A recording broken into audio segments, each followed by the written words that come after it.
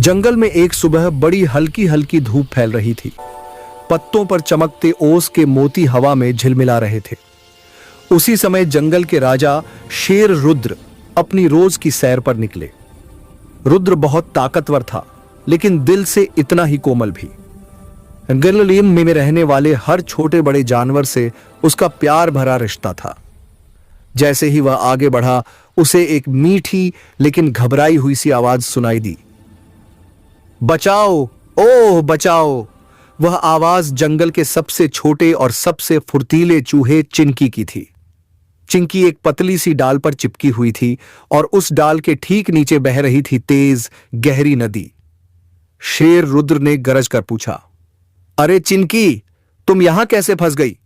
चिंकी रोते हुए बोली, मैंने सोचा था कि पेड़ की ऊपरी टहनी पर कुछ मीठे जामुन होंगे, लेकिन मैं तो फिसल गई और अब नीचे गिरी तो सीधा नदी में जा पड़ूंगी।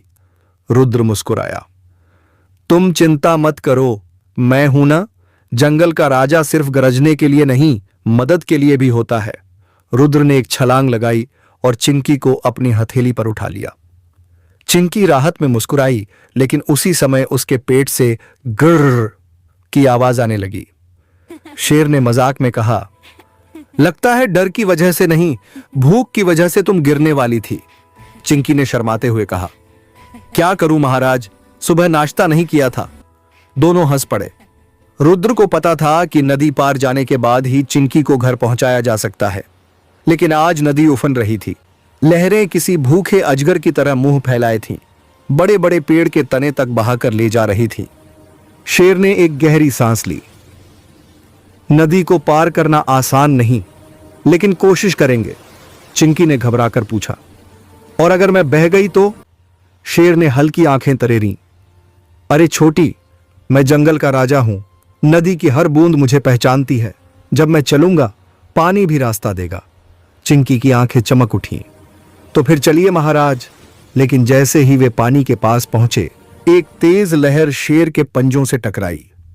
रुद्र संभल तो गया, लेकिन उसके शरीर का संतुलन बिगड़ गया। चिंकी जल्दी से बोली, रुको, मुझे एक आइडिया है। कौन सा? शेर ने पूछा। चिंकी ने अपनी लंबी मजबूत पूंछ उठाई। आप मेरी पूंछ पकड़कर चलिए, मैं आपको बताएंगी कि कहां गड्ढा है, कहां पत्थर है और कहां पानी गहरा है। मैं छोटी हूं ना, इसीलिए मुझे हर छोटी चीज दिखती है। शेर भौचक्का रह गया। क्या मैं तुम्हारी पूंछ पकड़कर चलूं? चिंकी हंसते हुए बोली, क्यों, राजा साहब की शान चली जाएगी क्या? शेर ने मुस्कुराकर कहा, अच्छा ठीक है छोटी, आज तुम मेरी आंखें बनोगी। और फिर शेर ने सच में चूहे की पतली सी पूंछ पकड़कर नदी में कदम रखा। चिंकी आगे आगे तैरते पत्थर, उभरे हुए ठूंठ और गहरे पानी की ओर इशारे करते हुए कहती, अरे अरे महाराज, दाईं, उधर गड्ढा है, बाएं मुड़िए, सीधे चलिए, पानी कम है। शेर पूरी गंभीरता से सुनते हुए चल रहा था, मगर उसके चेहरे पर हंसी की हल्की सी चमक थी। जंगल का इतना विशाल राजा एक इतनी सी चूही की पूंछ पकड़कर चल रहा था। ऊपर बैठे तोतों का झुंड खिलखिलाकर बोला, अरे वाह, पूंछगाड़ी शेर एक्सप्रेस। पूरा जंगल हंस पड़ा, लेकिन रुद्र को कोई फर्क नहीं पड़ा। उसे केवल अपनी छोटी दोस्त की सुरक्षा की चिंता थी।